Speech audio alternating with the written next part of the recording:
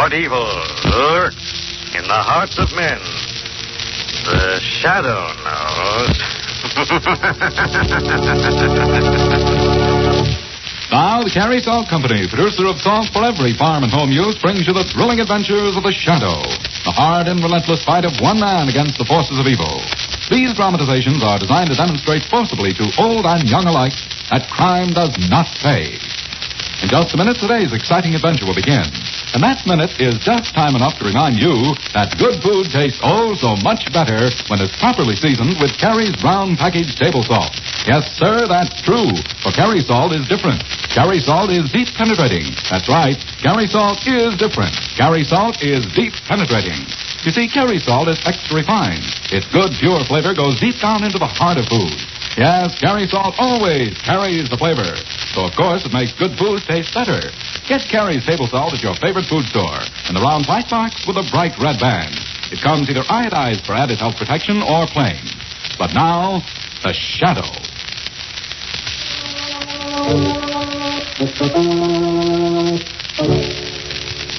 The Shadow, who aids the forces of law and order, is in reality Lamont Cranston, wealthy young man about town.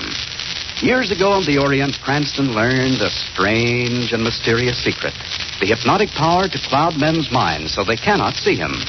Cranston's friend and companion, the lovely Margo Lane, is the only person who knows to whom the voice of the invisible shadow belongs. Today's drama, Make Up for Murder.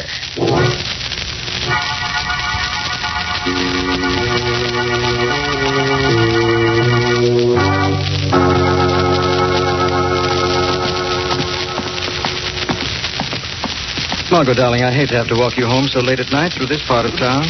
It's pretty gruesome, isn't it, Lamont? I can see now why they call it Beggar's Row. Well, I guess most of the poor beggars in town sleep in these old flop houses. I wonder why Shreve is served up. You told him to come back to party and pick us up. Well, he probably got a fare that took longer than he expected. Besides, I don't think anyone will bother us in this get-up. You look frightening, darling. Thanks, Angel. You look horrible, too. Well, we should be very proud our costumes and makeup won first prize. You know, that was a wonderful idea, holding a hard times party in a vacant saloon. Yes, wasn't it? Lamont. What is it, darling? Look, there's a man crouched in that doorway. He's got a club in his hand. Stay there. Don't move. Well, it's only an old beggar. Oh. Hey, listen, mister. How about leaving the poor old man have a little change, He's using that stick for a cane, darling. You heard me, mister. That's a good one. How about leaving me have a little change, says I, to a couple of bums worse off than myself. We're bumbling. I'm sorry to bother you, stranger. They call me Soft Shoe. I used to be a hooper, see? That's before I fell and twisted both my legs. That's okay, Soft Shoe. We all make mistakes.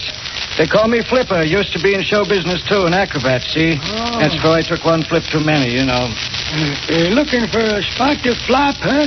Yeah. Well, keep away from the graveyard if you know what's best for you. Graveyard? That's what we call Mike's flop house. Ah. There's 10 of us died there in the last 2 months. But I got away in time, see, before it got me. Or what got you, Soft Shoe? Whatever's killing off them other poor bums. It's murder, that's what it is. But I got away. You're off your nuts, Soft Shoe. Nobody's out to kill poor beggars like us. Yes, they are. I know. I got proof, see. What proof, Soft Shoe? Oh, no. No, you don't. I'm not getting myself into no trouble. I'm just lucky I got away. I'm just lucky. What's the matter? I'm lucky. I'm lucky I got away. Lamont. He's dead, Margo. Look, there's a bar up ahead, Larry's saloon. Go there and call the police. I'll wait here with the body. Right, darling. Be sure to ask for Commissioner Weston. The way we look tonight, any cop who doesn't know us would probably throw us in jail.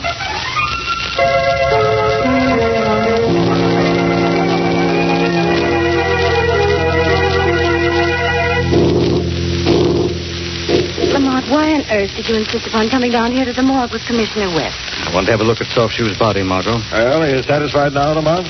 Not a mark of violence on him. But he did say it was murder, Commissioner. These bums always blame somebody else for whatever happens to him, Margo. Any trouble, even death. He said there were other murders in that flop house. 10 in the past 2 months. He said he had proof it was murder. Maybe he had a fight with the owner and got thrown out. Wanted to get the owner in trouble. They're a tricky lot. They all live on pipe dreams. Soft Shoe was afraid of something real. If you'd seen him, heard him aside. All right, Lamont. Wait till we get the coroner's report and we'll see. Can I drive you and Margo home? You can take Margo with you. I think I'll try and find that flop house Soft Shoe told us about. Darling, why don't you wait until we see what the coroner says? Got a funny feeling that Soft Shoe is telling the truth. I know, Commissioner. You think I can't resist playing detective, especially in this getup. I understand, Lamont, and if anything should come to light and you need help, well, you can count on me. By the way, what did you say was the name of that place? Mike's Flop House. Better known among us bums as the Graveyard.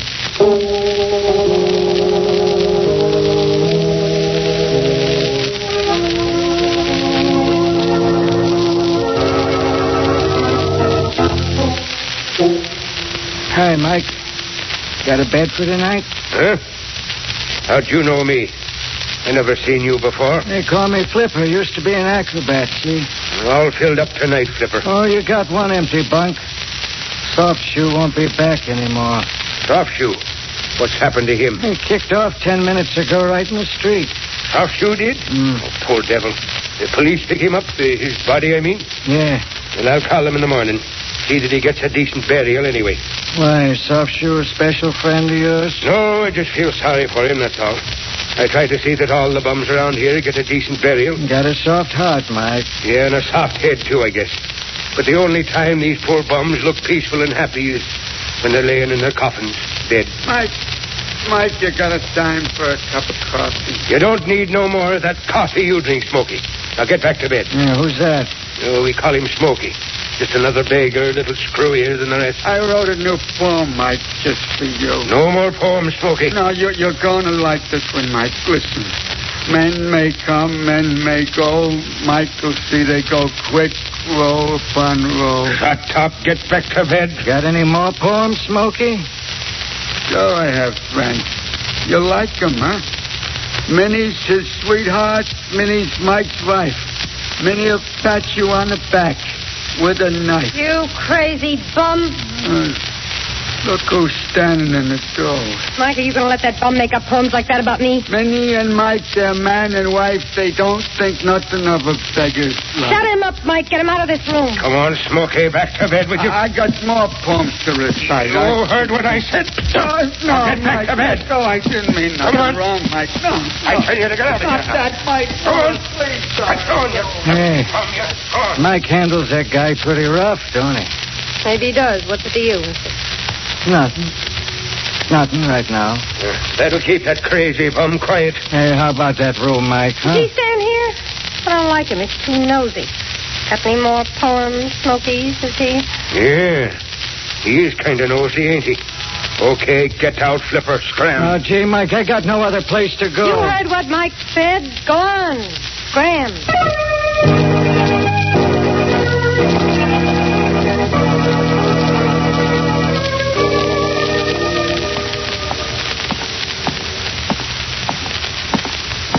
Lamont, is that you?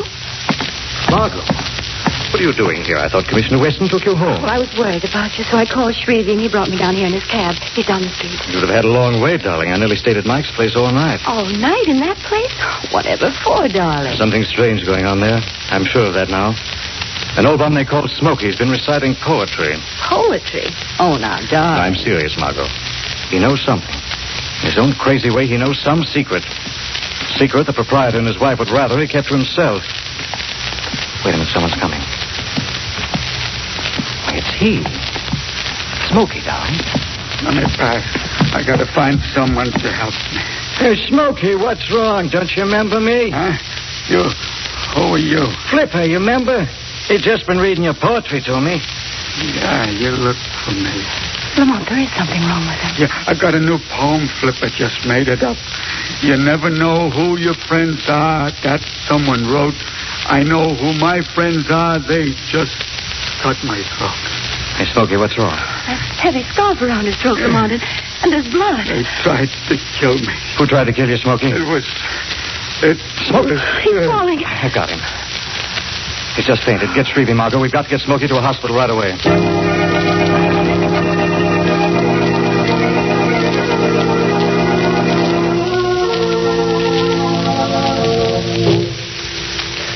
Come on, darling. We can go up and see Smokey now. Did the doctor think he could save him? Said his constitution was made of zinc.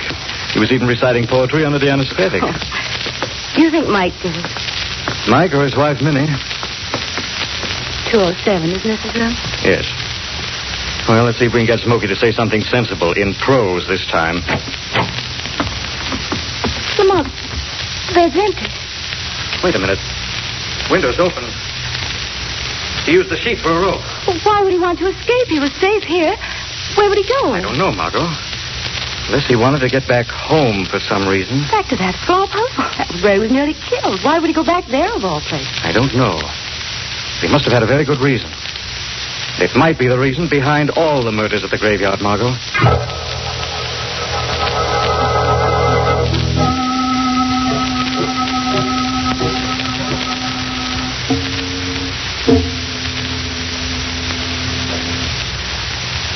Quiet now, darling. See if we can slip in the front door without being seen.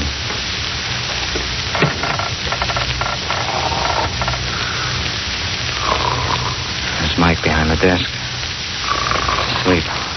You've got to tiptoe quietly. Yeah, past the desk. Oh, he's waking up. No, he's just turning around in his chair. Come on, past the dormitory, down the hall there. Sleeping as innocently as though he didn't know that Smokey had his throat cut. Maybe he doesn't know, Margo. It looks like a light coming from under the door at the end of this hall, darling. We can just get past this dormitory without waking any of those men in there. Yeah. Take it easy. Yeah, so far, so good. There is a light in that room, Lamont. Yes. Door's open part way. We're going to open it the rest of the way. The room's empty, Lamont. So it seems. It must be Minnie's room. Look in that dresser with him. Wait, Margo. Listen. Somebody's in here. Sounds as if it's coming from that closet door. Might be Smokey hiding in there. Or the killer. Keep that, darling. I'm going to open that closet. Now. It's mine. It's all mine. You can't have any of it. Smokey, put down that bottle. It's mine. Every bottle filled with money. See? Thousands. It's all mine. Lamont, stop him. Smokey, stop it. Let me go. I know I'm dying. But when I go, I'll be buried right. No potter's field. I'll have a fancy casket. Flowers. I'll have a fine funeral. Smokey, you've got to go back to that hospital. Now, come along. You keep away from me. You come to get my money. I'll kill you before I let you take it from me. Look out, Lamont. He's coming toward you with that broken bottle. Smokey, I've come to help you. You come to steal my money, but you won't. I'll cut your throat, too. Look out!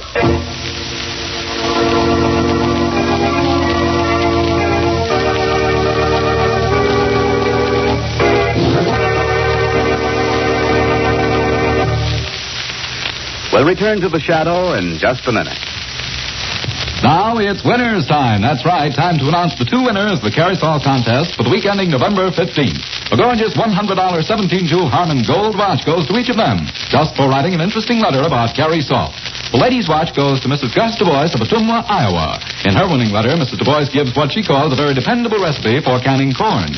She mixes 20 cups of sweet corn, 1 scant cup of sugar, and 1 scant cup of Carrie Salt. She lets this stand for 15 minutes and then processes for 35 minutes in a pressure cooker. Sounds easy? Yes, and I'll bet it tastes mighty good, too. Now, here's an unusual use for Carrie smoked salt, the fine Carrie salt that gives cured meats that old-fashioned smoked flavor. It's from D.R. Crowley, Jr. of 331 Ridgemont in San Antonio. He sprinkles Carrie smoked salt around in the top ant hills, and in 12 hours, he says, the ants are completely eliminated. Congratulations to both winners. And folks, if you'd like to win one of these beautiful watches, listen for the easy rules later in this program. Meanwhile, remember, there's a fine Carrie salt for every farm and home use. There's deep penetrating Carrie's table salt, Carrie's meat curing salt, Carrie's mineral supplement salt, and many others. Always look for the white bag, box, or carton with a bright red band. But now, back to the shadow.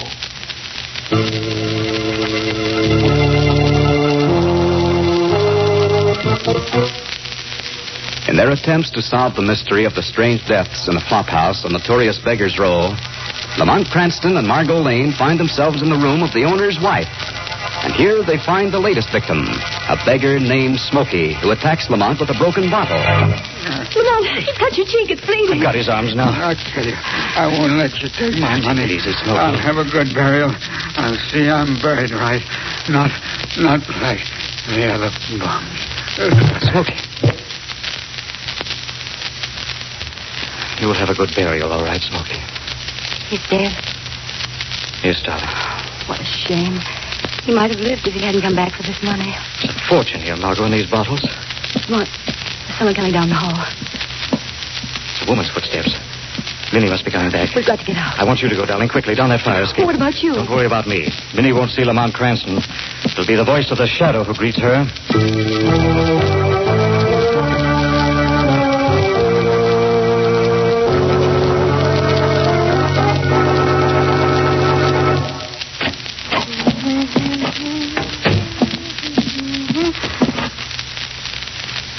Smokey.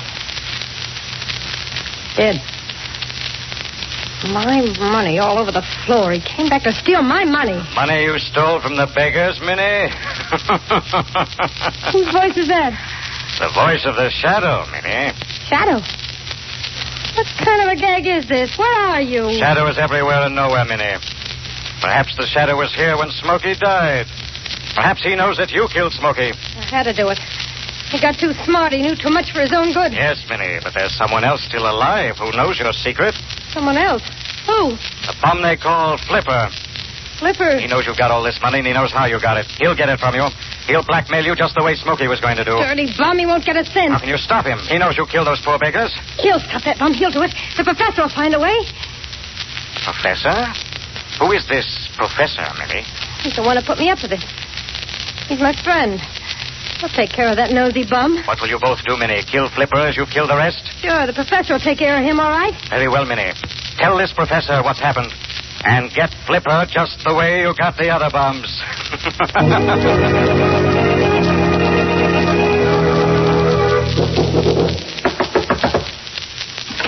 Let me in, Professor, quick. Well, Minnie, my flower, what are you doing here in my workshop at this time of night? There's something I got to tell you, Professor.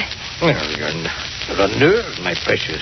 Wait, I'll light a lamp. No, never mind about the lights. Listen to me. My cherub, your time running. Listen, a voice just come to me and told me somebody knows we killed them beggars and stole their money. A voice? Oh, come now, my rose petal. I tell you, I heard a voice. I found my bottles broken and the money all over the floor. The voice said that a bum named Flipper was going to blackmail us and get our money away from us. Come, sugar, you're just imagining things. I heard the voice, I tell you. Wait. Just then I felt like there was someone here in your workroom with us. Your nerves are just done, eh? What was that? What are you talking about? Your work table just moved. Then I could swear. How could it, Tulip? You don't see anyone, do you? No. Maybe I'm just jumpy. I guess that voice kind of left.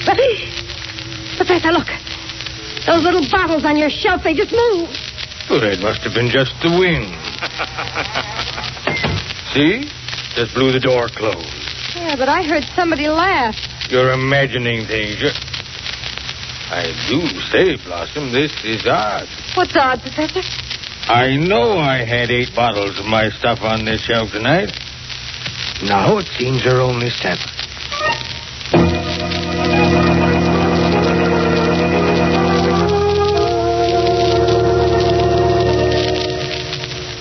Well, good morning, Commissioner Weston. Good morning, Lamont. Well, you look happy. Whose canary have you swallowed this time? No one's yet, Commissioner. Just looking forward to the meal. Tell me, could you have this analyzed for me? What is that? Looks like a little bottle of paint or colored ink. Could be. I stole it from the workshop of an artist a little while ago. What are you acting so smug about? Come on, Lamont, let's have the news. You're still after Mike, owner of the graveyard? Not this time, Commissioner. I doubt if Mike is even in on the deal now. If I was right about those bums being murdered, all I need now, Commissioner, is the evidence. Coincidentally, you said you had photographs of all the beggars who died taken at the morgue. Could I see them? Help yourself. Oh, thanks. Yeah. Very interesting photographs. Now, wait a second, Cranston, before you get any ideas.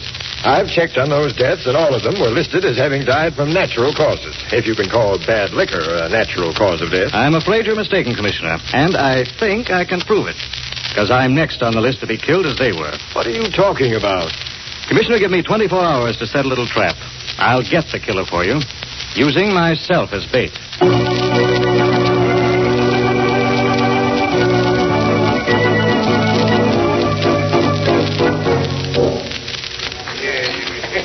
There he is, Professor, that flipper guy. Control yourself, Precious. We'll up the claim. What are you going to do?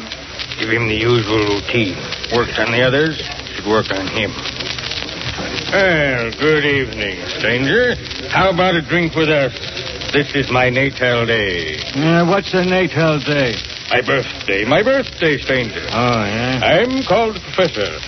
And what may your name be? My name may be Flipper. Oh, it's good enough for us.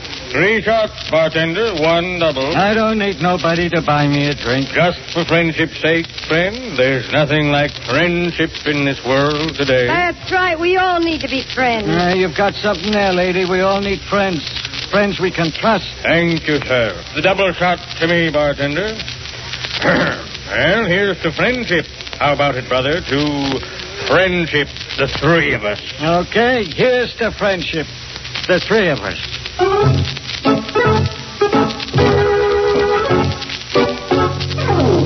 For it's always fair weather when good friends get together.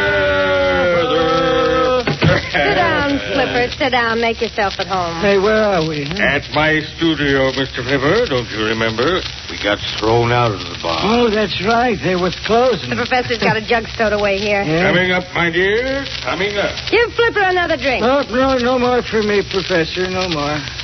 Hey, this is a nice little workshop you've got here. Professor's a fine artist. One of the finest in the world. Here are some of my pictures. Yeah? Oh, I wish I had a beautiful picture like that. How would you like me to give one to you, Flipper? Oh, no, I couldn't. He won't charge you a cent for it, will you, Professor? You mean you'd give me one free? Gladly. Which would you like? Let's see. Oh, I like this one with the swords and the snakes. No. How about this? For friendship, the clasped hand over the shield. No. Then I think I like this one better, the skull and crossbones. Well, that's not very appropriate, is it? No? How about the friendship design, brother? It's just the right size. Friendship. Okay. Turn your chair around a little, Flipper. How's this? Get it over quick. I'm nervous as a cat. Now, where would you like it, Mr. Flipper? I like it. Oh, how about right across my chest here? Huh? Now, we usually reserve that space for something much bigger. Now, right here on your arm would just fit here. On the inside of my arm. Don't show so well there. Hand me the needle quickly, Minnie. Turn it on. Now, this won't hurt much at all, Flipper. Hurry up, Professor. This won't hurt much either. Oh! Now, let me try the needle on you first, for friendship's sake. No, stop him, Minnie. Get over him, you crazy bum. What are you afraid of, Professor? Dying of blood poisoning like the other bums? Hey, you ain't no bum. What is it? Clever, weren't you, Professor? You got them drunk, offered them the friendship design free, and tattooed them with poisoned ink. Lamont. Good work, Lamont. We saw the whole thing. I think you have all the evidence you need now, Commissioner. Yes, but you won't have me. Lamont, he's grabbed the bottle of poisoned ink. He's drinking it, Professor. Too late. It's too late, Minnie. I'm dying. No. Forgive me my sins. I'm leaving this world. That's right, Professor, but not just now. Huh? Say farewell to all my friends. Say farewell. Come on, Professor. Get up off the floor. Huh? But Lamont, he swallowed the poisoned ink. All he swallowed was colored water, Margo. What? I switched the poison bottle earlier this evening.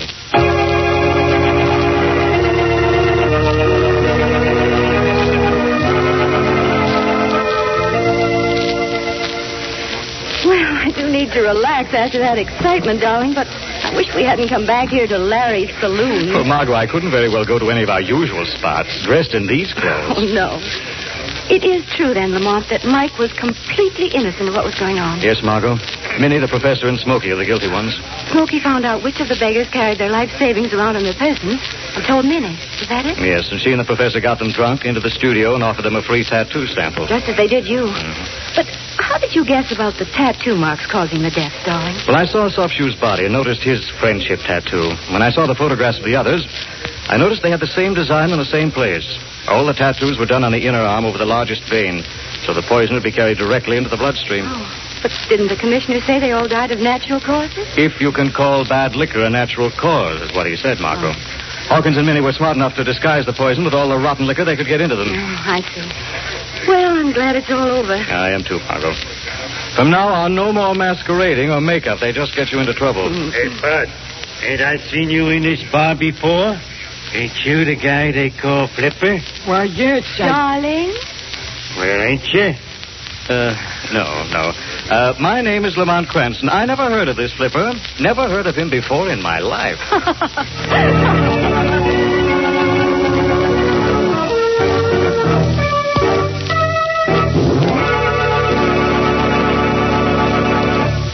Friends, would you like to win a gorgeous $100 17-jewel Harmon Gold wristwatch? It's easy to do in the Carrie Salt Company's new contest. You bet. Carrie Salt is giving away 2 of these beautiful watches. One man's watch and one lady's watch every week. An easy-to-write, interesting letter will win. Listen to these rules. First, write 100 words or less describing some new and unusual way of using any Carrie Salt product. Second, print your name and address on your entry. Third, mail to Carrie's, C-A-R-E-Y-S, Carrie Salt, in care of this station. That's all. Nothing to buy, no box tops to send in. You can write about deep penetrating Carrie's round package table salt, or Carrie's mineral supplement salt, or any Carrie Salt product. Letters postmarked before midnight Friday will be judged in this week's contest, and winners announced 3 weeks from today. The judges' decisions are final. All letters become Carrie's property. In case of ties, duplicate prizes will be awarded. Remember, the man and woman who write the most interesting letters describing some new and unusual way of using any Carrie Salt product will each win a gorgeous $100 wristwatch. Send your letter to Carrie Salt in care of this station. Better jot that address down now. It's Carrie Salt in care of this station. Mail your letter today. Is copyrighted by Street & Smith Publications, Incorporated. The characters, names, places, and plot are fictitious. Any similarity to persons living or dead is purely coincidental. Again next week, the Shadow will demonstrate that The weed of crime bears bitter fruit. Crime does not pay. The shadow knows.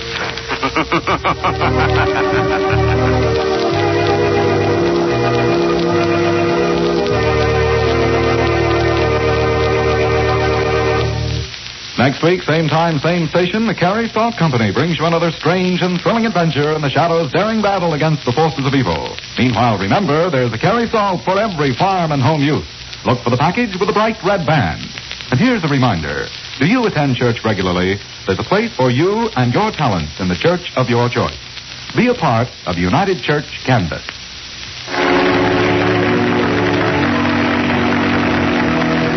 This is the Mutual Broadcasting System.